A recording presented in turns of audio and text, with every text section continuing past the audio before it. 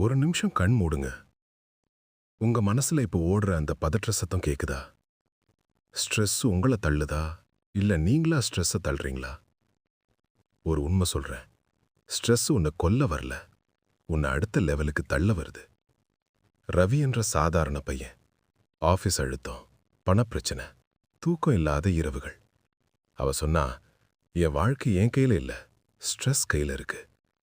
ஆனா பிரச்சனை சம்பவத்துல இல்ல, நம்ம ரியாக்ஷன்ல தான். சாணக்கியா சொன்னது நினைவிருக்கா?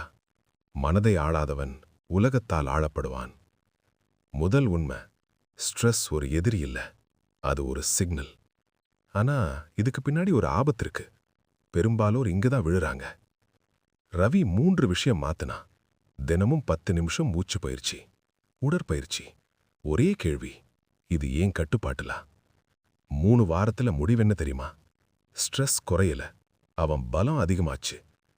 நண்பா, ஒரு வரி மனசுல பதிய வைங்க. ஸ்ட்ரெஸ் ஒரு சுமை இல்ல, உன்னை செதுக்கும் உளி. இப்ப நீ முடிவு பண்ணு. நீ ஸ்ட்ரெஸ்ஸுக்கு அடிமையா இல்ல அதுக்கு தலைவனா? கமெண்ட்ல ஒரு வரி எழுதுங்க. இன்னைக்கு முதல் ஸ்ட்ரெஸ் என் கருவி. உங்க வாழ்க்கைய நீங்களே ஆள ஆரம்பிங்க. நண்பா, ஒரு நிமிஷம் நின்னு யோசி. நம்ம வாழ்க்கை கஷ்டமா இருக்குன்னு நினைக்கிறோமா? இல்ல, நாம யோசிக்கிற விதம்தான் கஷ்டமா இருக்கு. மாத்தி யோசி. Life easy. நீ தினமும் ஒரே மாதிரி நினைச்சா வாழ்க்கையும் ஒரே மாதிரி தான் இருக்கும்.